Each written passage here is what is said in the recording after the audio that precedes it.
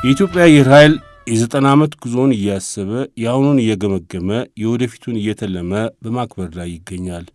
ይህንኑ ሰበብ አድርገን ኢትዮጵያ ውስጥ ከ91 ዓመት በፊት በታህሳስ 1927 ዓ.ም አዲስ አበባ ይኖር የነበረው ሉድዊን ቬቨር በሚባል ጀርመናዊና ኢትዮጵያውያን አጋሮቹ ተገጣጥሞ መሰራቱን እናውራችሁ። ይህንኑ ሰበብ አድርገን ኢትዮጵያ ውስጥ ከ91 ዓመት በፊት በታህሳስ 1927 ዓ.ም አውሮፕላን አዲስ አበባ ይኖር በነበረው ሉድዊን ቬቨር በሚባል ጀርመናዊና ኢትዮጵያውያን አጋሮቹ ተገጣጥሞ መሰራቱን እናውራችሁ። ፀሐይ የኢትዮጵያ አቪዬሽን አጀማመር በሚል ርዕስ ካፒቴን ዘላለም አንዳርጌ እጅግ አድካሚና ታካች ምርመራና ፍተሻ አካሂደው ነው ይህን መጽሐፍ ያዘጋጁትና በኢትዮጵያ ሳይንስ አካዳሚ ፕሬስ የታተመው።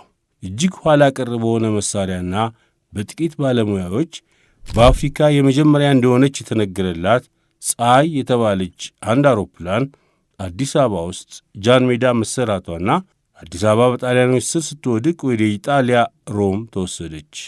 ፀሐይ በኢጣሊያ ሙዚየም ጓዳ ውስጥ ተደብቃ ኖራ በነ ካፒቴን ምርመራና ፍተሻ እንዲሁም ያላሰለሰ ጥረት የመንግሥትም እጅ ገብቶበት ወደ እናት አገሯ እንድትመለስ ተደርጓል።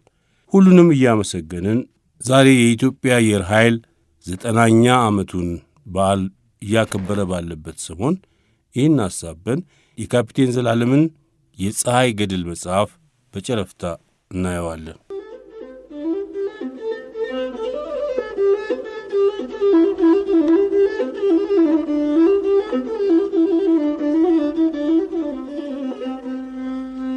ፀሐይ የኢትዮጵያ አቪዬሽን አጀማመር ጸሐፊው ካፒቴን ዘላለም አንዳርጌ፣ አሳታሚው ደግሞ የኢትዮጵያ አካዳሚ ፕሬስ ነው። ወደ መጽሐፉ ዘልቀን አንዳንድ መስመሮችን እናስደምጣችሁ። በ1911 ዓ.ም ለገሃር በሚገኘው የአዲስ አበባ ጉምሩክ ውስጥ ፍተሻ ሲደረግ በትላልቅ ሳጥኖች ውስጥ የታሸገ የአውሮፕላን አካልና ሞተር ተገኘ። አስመጪው ባየር የተባለው በኢትዮጵያ ወርቅ፣ ብርና ሌላ ማዕድን እየፈለገ እንዲያወጣ በልዑል አልጋ ወራሽ ራስ ተፈሪ መኮንን ፈቃድ የተሰጠው ኩባንያ ነበር። የኩባንያው ባለቤት ከማን ፈቃድ እንዳገኙ ሲጠየቁ ድሬዳዋ ያለው ጉምሩክ ስለሚያውቀው ፈቃድ ተሰጥቶት የመጣ መሆኑን ገለጹ። የሐረርጌ ጉምሩክ ኃላፊ የነበሩት ነጋድራስ አፈወርቅ ገብረ ኢየሱስ ተጠርተው ስለዚሁ አውሮፕላን ጉዳይ ቢጠየቁ እንዲህ ያለ ፈቃድ እንዳልሰጡና ምንም እንደማያውቁ ተናገሩ። የእሳቸው የበታች የነበረው የድሬዳዋው ጉምሩክ ሹም ኃላፊው አቶ ገብረ እግዚአብሔር ፍራንሷ ተጠርቶ ቢጠየቅ እሱም በበኩሉ ምንም የሚያውቀው ነገር እንደሌለ መልስ ሰጠ። ይሁን እንጂ ያለሱ ዕውቅና እነዚህ ግዙፍ ሳጥኖች የድሬዳዋ ጉምሩክን አልፈው እንደማይመጡ ስለሚታወቅ አቶ ገብረ እግዚአብሔር ወዲያውኑ ተይዞ በበላይ አለቃው በነጋድራስ አፈወርቅ ቤት እንዲታሰር ተደረገ። ስለዚህ አውሮፕላን አመጣጥ በከተማ ውስጥ የተለያየ ወሬ ተወርቶ ነበር። አንዱ አልፎንስ ማላፋንቲን የተባለ በኢትዮጵያ ማዕድን ለማውጣት ፈቃድ የነበረው ኩባንያ ባለቤት ለሥራው መቀላጠፍና በየቦታው በቀላሉ ለመዘዋወር እንዲያመቸው በአልጋ ወራሽ ራስ ተፈሪ ፈቃድ አስመጣው የተባለ ሲወራ፣ ሌላው ደግሞ ልዑል አልጋ ወራሽ ለፖስታ ማመላለሻና ለሌላም ለአገር ጥቅም የሚሆን ሥራ ለመዋል በዚሁ ኩባንያ ስም አስመጡት የሚል ነበር። ይሁን እንጂ በዚያን ጊዜ በነበሩት እንደ ፊታውራሪ ሀብተ ጊዮርጊስ ዲነግዴ ባሉ ከፍተኛ ባለሥልጣኖችና በንግሥተ ነገሥታት ዘውዲቱም ጭምር ድርጊቱ አልተወደደም ነበር። አውሮፕላኑ ያለነሱ ዕውቅናና ፈቃድ በቀጥታ መሐል አገር ላይ መገኘቱ በታላላቆቹ ዘንድ ቅሬታና ተቃውሞ ሊቀሰቅስ ችሏል። ይባስ ብሎ አልጋ ወራሹን የሚጠሉ ሰዎች አልጋ ወራሹ በዚህ አውሮፕላን የንግሥትን ወገኖች አስፈራርተው ሥልጣን ለመያዝ ያስመጡት ነው በማለት በሰፊው አስወሩባቸው። በመጨረሻም ለጥንቃቄ ሲባል አውሮፕላኑ ወደ መጣበት እንዲመለስ በባለሥልጣኖቹ ስለተወሰነ ከሳጥኑ ሳይወጣ ባለበት ሁኔታ ኩባንያው ወደ ጅቡቲ መለሰው። አቶ ገብረ እግዚአብሔርም ከጥቂት ቀናት እስራት በኋላ ተፈቶ ወደ ነበረበት ሥራው ተመልሷል። ከዓመታት በኋላ ግርማዊ ቀዳማዊ ኃይለ ሥላሴ በስደት እንግሊዝ አገር ሆነው በጻፉትና በ1965 ዓ.ም በታተመው ሕይወቴና የኢትዮጵያ እርምጃ በተባለው መጽሐፍ እኔ ለመንግሥቱ ክብር ለሕዝቡ ሀብትና በረከት ይሆናል እያልሁ የምሠራውን ሁሉ ወደ ክፉ እየተረጎሙና እያስመሰሉ ለንግሥተ ነገሥታት ዘውዲቱ ይነግሯቸው ነበር። ለምሳሌ አንደኛ በኢትዮጵያ ያለው ማዕድን ተቀብሮ ከሚኖር እየወጣ ቢሰራበት ለመንግሥቱም ለሕዝቡም ትልቅ ጥቅም ይሰጣል ብዬ ባየር ለሚባል ለአንድ ለፈረንሳይ ኩባንያ ውል ብሰጥ በአገራችን ላይ ጉዳት እንዳደረስንበት አድርገው አወሩ። ሁለተኛ አውሮፕላን ወደ አገራችን የገባ እንደሆነ የአገርን ጸጥታ የሚያጠፉትን አንዳንድ ወስላቶች ማባረሪያና ማስፈራሪያ ይሆናል። ፖስታና ሰውም በየአውራጃው ያመላልሳል ብዬ ከፈረንሳይ አገር ተገዝቶ አውሮፕላን እንዲመጣ ባደርግ የንግሥትን ወገን ሁሉ በአውሮፕላን ፈጅቶ ዘውዳቸውንና ዙፋናቸውን በኃይል ሊወስድባቸው ነው ብለው አወሩ። ይልቁንም ባሪያ ነጻ ለማውጣት ታላቅ ችግር አግኝቶኝ ነበር። ንግሥት ግን እነዚህ በመካከላችን እየገቡ እያስመሰሉ የሚነግሯቸው ሰዎች ለራሳቸው ጥቅም እንጂ ለመንግሥት ጥቅም አለመሆኑን ሳይመረምሩ አንዳንድ ጊዜ የእነሱን ሐሳብ ይከተሉ ነበርና የመንግሥቱን ሥራ እንደ ሐሳቤ ለመሥራት ብዙ ችግር ሆኖብኝ ነበር ሲሉ ጽፏል። ይህ አውሮፕላን ጥቅም ላይ አለመዋሉ ሀገሪቷን የመጀመሪያ አውሮፕላን ለማየት 10 ዓመት አስጠብቋታል። በ1921 ዓ.ም ግርማዊ ንጉሥ ተፈሪ ብላቴንጌታ ወልደ ማርያም አየለን ከፈረንሳይ አገር አውሮፕላኖች እንዲገዙ ወደ አውሮፓ ላኳቸው። ሊገዙ የታሰቡት ፖቴዝ 25 የተባሉት ተዋጊ አውሮፕላኖች ነበሩ። ኢጣሊያ ኢትዮጵያን ቅኝ ለመግዛት ቀደም ብላ ተዘጋጅታ ስለነበር ምንም አይነት የጦር መሳሪያ እንዳይሸጥ ታከላክል ነበር።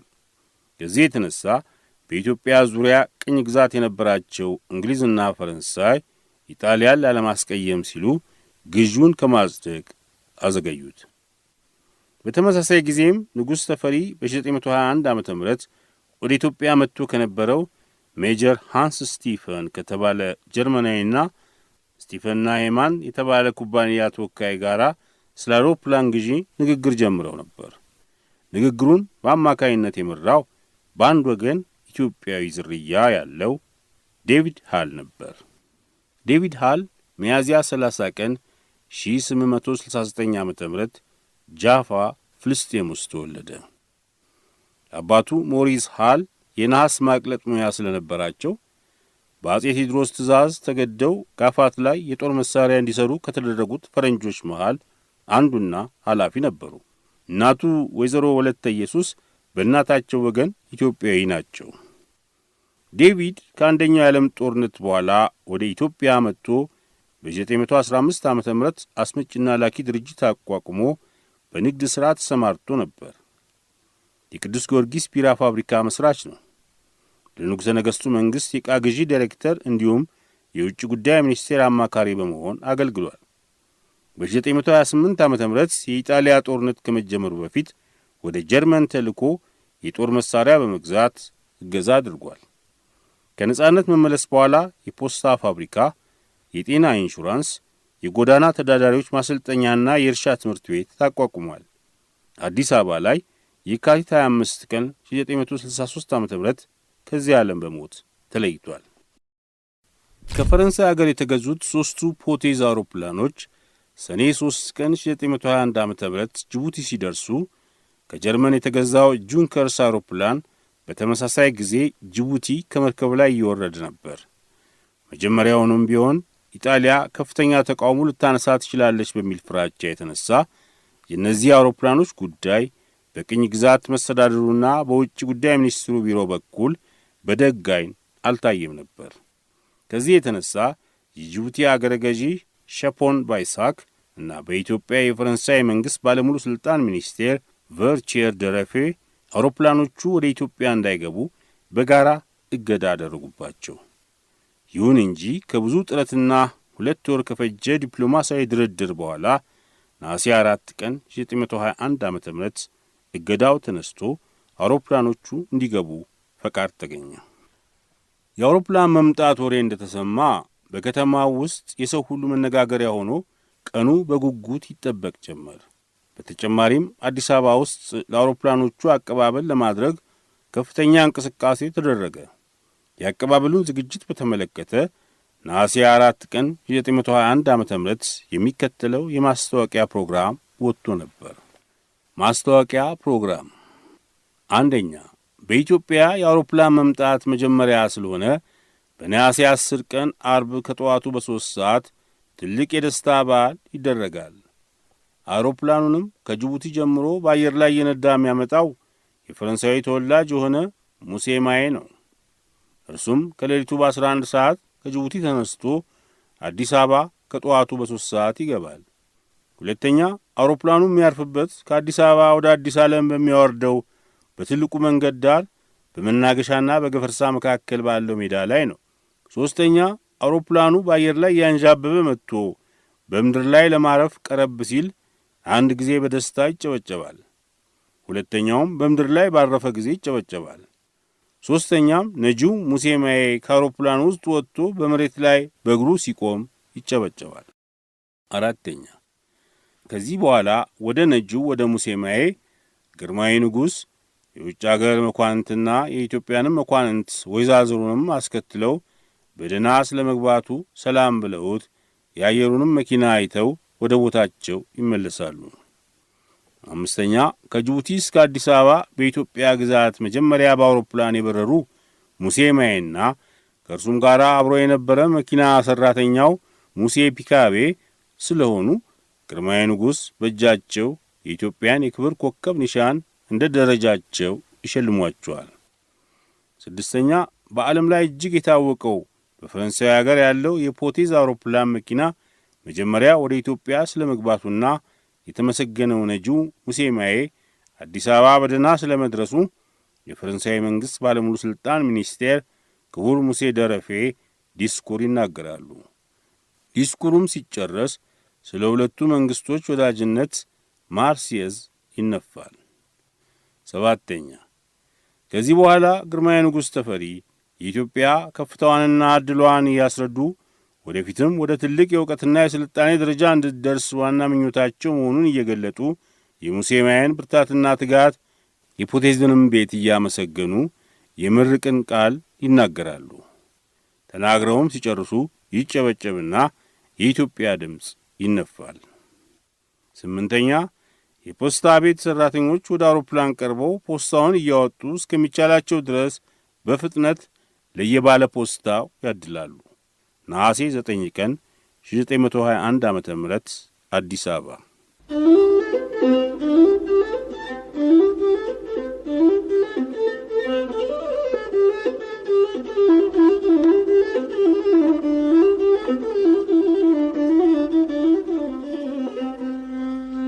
የካፒቴን ዘላለም አንዳርጌ ፀሐይ መጽሐፍ የመጀመሪያው አውሮፕላን ከመጣበት ከ1921 ዓ.ም ጀምሮ በ1922 በ1923 በ1924 በኢትዮጵያ አቪዬሽን ዘመናት ውስጥ የተደረጉትን እንቅስቃሴዎች ከነተዋናዮቹ ከዘረዘሩ በኋላ በ1925 ዓ.ም አብራሪና መሐንዲስ በሆነው በካውንት ሉድበርግ ቬቨር የሚመራ አንድ የጀርመን ቡድን አዲስ አበባ እንደገባና የቡድኑ ዓላማ ጁንከርስ አውሮፕላኖችን ለኢትዮጵያ ለመሸጥ ከዚህ በፊት አደጋ ደርሶበት የነበረውን ጁንከር 33 አውሮፕላንን ጠግኖ ሥራ ላይ በማዋል የሀገራቸውንና የኩባንያቸውን ስም ከፍ ለማድረግ መሆኑን ከገለጹ በኋላ ስለ አብራሪው ሉድዊግ ቬቨር እንዲህ ይላሉ። ጀርመናዊው ሉድዊግ ቬቨር በ1909 ዓ.ም በጀርመን አየር ኃይል ውስጥ በአብራሪነት ተቀጥሮ በሰለጠነበት የአየር ላይ ውጊያ በአልባትሮስ አውሮፕላን በአንደኛው የዓለም ጦርነት ተካፋይ በመሆን ለሀገሩ አገልግሎት ሰጥቷል። በውጊያ ላይ ያለም በሰሜናዊ የፈረንሳይ ግዛት ከአየር ላይ ተመትቶ ለመውረድ ተገዶ ነበር። በመቀጠልም ለአንድ ዓመት አብራሪዎችን ሲያሰለጥን ቆይቶ የአንደኛው ዓለም ጦርነት ሲጠናቀቅ የቬቨር ወታደራዊ አገልግሎትም አብሮ ተጠናቀቀ። ከአንደኛው ዓለም ጦርነት በኋላ ጀርመን የጦር አውሮፕላን እንዳትሠራ እገዳ ተጥሎባት ስለነበረ ቬቨር ከቢኤምደብሊውና ከዳይምለር ኩባንያዎች በብዛት ተመርተው ገዢ ያልነበራቸውን በርካታ የአውሮፕላን ሞተሮች በመግዛት ሉዌ የተባሉ ዘመናዊና ከፍተኛ ምቾት ያላቸውን መኪኖች እያመረተ ለገበያ ማቅረብ ጀመረ። እነዚህ ባለ 6 ሲሊንደርና 150 የፈረስ ጉልበት ያላቸው መኪኖች በጊዜው ከሮልስ ሮይስ መኪኖች ጋር የሚወዳደሩ ነበሩ። ቬቨር ምንም እንኳን ከላይ በተጠቀሰው ሥራ ቢጠመድም በረራ ጨርሶ አላቆመም ነበር። አልፎ አልፎ በግሉ ይበር ነበር። የመኪና ኩባንያው የተዳከመ ሲመጣ ግንቦት 24 ቀን 1920 ዓ.ም በአብራሪነት ለጁንከርስ አውሮፕላን ኩባንያ ተቀጠረ። በዚህን ጊዜ ኩባንያው አውቶሞቢሎችና ሞተር ብስክሌቶችን ማምረት አቁሞ ነበረ። ከጥቂት ዓመታት አገልግሎት በኋላ የጁንከርስ ኩባንያ ዌበርን የአውሮፕላን አሻሻጭ አድርጎ ወደ ኢትዮጵያ ላከው። በግል ኩባንያው መኪናና ሞተር ብስክሌት በመስራት ከፍተኛ የቴክኒክ ዕውቀት ያዳበረው ዌበር በአጭር ጊዜ ውስጥ የሚያስፈልጉትን ዕቃዎች አስመጥቶ ከዚህ ቀደም ደጃዝማች ወልደ ሥላሴን አሳፍሮ ደሴ ላይ በ1922 ዓ.ም አደጋ ደርሶበት ለነበረው ጁንከርስ ደብሊው-33 አውሮፕላን ርግበ ተፈሪ አስፈላጊውን ጥገና አደረገለት። መጋቢት 24 ቀን 1925 ዓ.ም ዌበር የመጀመሪያውን የፍተሻ በረራ በአዲስ አበባ ላይ አደረገ። አውሮፕላኑ ከዚህ በፊት ያጋጠመውን አይነት አደጋ እንዳይደግም በመፍራት ነዳጅ የመያዝ አቅሙ በመቀነስ የአውሮፕላኑ አጠቃላይ ክብደት እንዲቀንስ ተደርጎ ነበር የታደሰው። አውሮፕላኑ ከታደሰ በኋላ ደሴ የሚባል አዲስ ስም ተሰጥቶት ወደ ሥራ ተሰማራ። ዌበር በዚህ ሥራው በንጉሠ ነገሥቱ ዘንድ ተወዳጅነትና ከፍተኛ ከበሬታ አግኝቷል። ዌበር ከንጉሠ ነገሥቱ ያገኘውን አድናቆትና ሊደረግለት የሚችለውን ከፍተኛ ድጋፍ በመተማመን የቀጠረውን ጁንከርስ ኩባንያን ችላ በማለት አንድ ዕቅድ ነደፈ። ይህንንም ዕቅድ ለማስፈጸም ፈቃድ ለማግኘት ወዲያውኑ መንቀሳቀስ ጀመረ። በዕቅዱ መጀመሪያ ላይ አስፈላጊ የሆኑ የአውሮፕላኖች አካላትን ከነመለዋወጫቸው እንዲሁም 20 ያህል ጀርመናዊ ሜካኒኮች ከሀገሩ በማስመጣት 32 የሚሆኑ አውሮፕላኖችን ኢትዮጵያ ውስጥ ለመስራት ወሰነ። ከነዚህ ውስጥ 20 የሚሆኑት ለውጊያ የሚያገለግሉ ሲሆን 12ቱ ደግሞ ለቅኝት የሚሆኑ ነበሩ። ይህንን ለማስፈጸም በዋናነት የተማመነው ንጉሠ ነገሥቱ ለስልጣኔ ያላቸውን ዝንባሌና ሊያደርጉለት የሚችሉትን እርዳታ ታሳቢ በማድረግ ነበር። በሰኔ ወር መጀመሪያ ላይ 3 ለማስተማሪያነት የሚያገለግሉ አውሮፕላኖች ለመስራት የሚያስችለውን ፈቃድ ከንጉሠ ነገሥቱ ተቀብሎ እንቅስቃሴ ጀመረ። ጀርመኖቹ ዌበር ይህንን ተግባራዊ የሚያደርግበት መሳሪያ ሆነ አቅምና ችሎታ የለውም በማለት ገና ከጀምሩ ሐሳቡን አጣጣሉበት።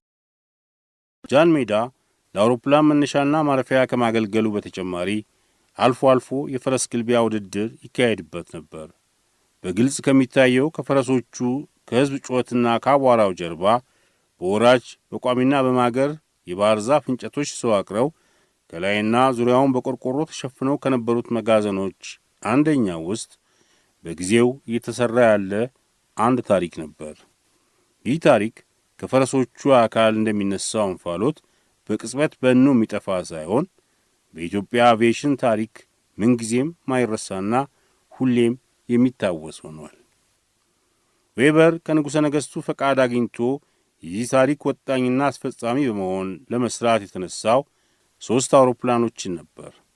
የዌበርን ዓላማ በተመለከተ ሜካኒኩ አቶ አምደወርቅ አሊ በቃለ መጠይቅ እንዲህ ብለው ነበር ይላሉ ካፒቴን ዘላለም። ሞተር ማደስ፣ የአውሮፕላኑን አካላት ፈቶ መግጠም ብዙ ልምምድ ካደረግን በኋላ ሙሴ ዌበር የሚባሉ የጀርመን ሊቅ ዋና መሐንዲስና ፓይለት ብንሞክር እዚሁ አውሮፕላን መስራት እንችላለን የሚል ሐሳባቸውን ከቀን ወደ ቀን እያጎሉ ያሰሙን ነበር። የእሳቸው ረዳቶች የነበርነው ኢትዮጵያኖች በተለይም አቶ ተገኝ ጉዳዩን ሊከተል ሲችል ከውጭ አገር ዜጎች 2 ጀርመኖች ነበሩ። ሙሴ ዌበር ፍልስፍናቸው በተጸነሰ በጥቂት ወራት ውስጥ ሥራው ተጀመረ።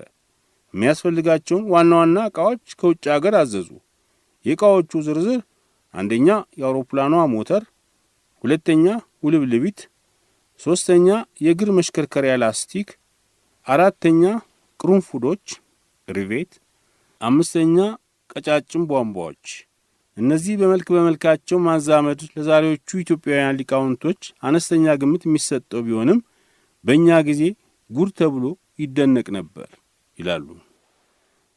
ከዚያ በፊት እንደገቡት አውሮፕላኖች የአውሮፕላኗ ዋና አካል ክንፎቿና ሌሎችም ተሰርተው ለመገጣጠም የተዘጋጁ ሳይሆኑ የመጡት ዝርግ የቧንቧ ብረቶች ተቆርጠው ታጥፈው ተበይደውና ቅርጻቸውን ጠብቀው እንደተሰሩ ያስገነዝበናል። ከዚህ በመነሳት አውሮፕላኗ ተገጣጠመች ከማለት ይልቅ ተሰራች የሚለው አባባል ትክክል ለመሆኑ ይህ እንደ አንድ ተጨማሪ መረጃ ሊወሰድ ይችላል። በቃለ መጠይቁ ኢትዮጵያውያኑ ሜካኒኮች ስማቸው አልተጠቀሰም። ይሁን እንጂ ከረጅም ዓመታት በኋላ ሜካኒኩ አቶ አምደወርቅ አይሊ በሰጡት ቃለ መጠይቅ ኢትዮጵያውያኑ ሜካኒኮች አቶ ሰንበት አገኖ፣ አቶ ኪዳኔ ገብረ ጻድቅና አቶ ተገኝ የተባሉ ሙሉ በሙሉ ተካፋይ እንደነበሩና እሳቸውም ማለት አቶ አምደወርቅ አይሊ ድጋፍ እንዳደረጉ ተናግረዋል።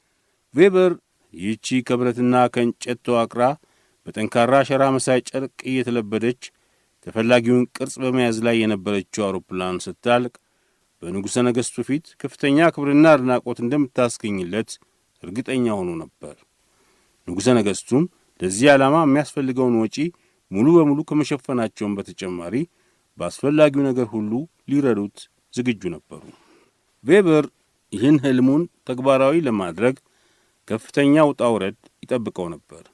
ጃን ሜዳ ከባህር ወለል በላይ ከ2400 ሜትር 7900 ጫማ በላይ ስለሆነ እነ ቫን ኔስ ከተጠቀሙበት ከ80 እስከ 88 የፈረስ ጉልበት ከነበረው ባለ 5 ሲሊንደር ሞተር ይልቅ የተሻለ ጉልበት ያለውን ባለ 7 ሲሊንደር ዋልተር ኤንዜድ ቬኑስ የሆነና 115 የፈረስ ጉልበት ያለውን ሞተር መረጠ። በተጨማሪም የመጀመሪያዋ የነ ቫን ኔስ አውሮፕላን ንድፍ ላይ ያልነበረ አውሮፕላኗ ስትነሳ ቶሎ ወደ አየር ላይ ለማምጠቅ ለማረፍ በምትቃረብበት ጊዜ ደግሞ ፍጥነቷን ለመቀነስ የሚረዳ ከክንፎቿ ላይ እንዳስፈላጊነቱ የሚታጠፍና የሚዘረጋ ፍላፕስ ከአንዱ ኤለሮን ጫፍ እስከ ሌላኛው ድረስ ሙሉውን የተገጠመላት ነበረች። ፕሮፔለሩ ሙሉ በሙሉ ከእንጨት የተሠራ ሲሆን ታዋቂና የጀርመን ስሪት የሆነው የሼዋርዝ ሞዴል ነበር። ቬበር ከፊት የነበሩትን ሁለቱን የተሳፋሪ መቀመጫዎች በአንድ የተማሪ መቀመጫ ቀይሯቸዋል። በተጨማሪም ለተማሪው አስፈላጊ መረጃ የሚሰጡትን ሰዓቶችና ተማሪው አውሮፕላኗን የሚቆጣጠርበትን ሁለተኛ ማዘዣ መሪ ገጥሞለት ነበር። ሁለቱ መቀመጫዎች በአንድ ተማሪ መቀመጫ በመቀየራቸው ምክንያት የአውሮፕላኗ የክንፍ ስፋት የመጀመሪያው ንድፍ ላይ ከነበረው 10 ሜትር ከ50 ሴንቲሜትር ወደ 10 ሜትር ከ30 ሴንቲሜትር ዝቅ ብሏል። በተመሳሳይም የሞተሩ ማሰሪያ በማጠሩ ምክንያት ርዝመቷ ከአፍንጫዋ እስከ ጫፍ ጭራዋ ድረስ ከ7 ሜትር ከ45 ሴንቲሜትር ወደ 7 ሜትር ከ32 ሴንቲሜትር ተቀንሷል። ቬበር ይህንን እንደ አዲስ አበባ ላሉ ከፍተኛ ቦታዎች እጅግ አስፈላጊ የሆነውን የአውሮፕላን አካል አስቦበትና ንድፉን አዘጋጅቶ ተግባራዊ ማድረጉ ምን ያህል አስተዋይና ብልህ እንደነበረ ያሳያል። አውሮፕላኗ ተሰርታ እንዳለቀች ንጉሠ ነገሥቱ በሴት ልጃቸው በልዕልት ፀሐይ ኃይለ ሥላሴ ስም ፀሐይ ብለው ሰየሟት ይላል የካፒቴን ዘላለም አንዳርጌ ፀሐይ መጽሐፍ።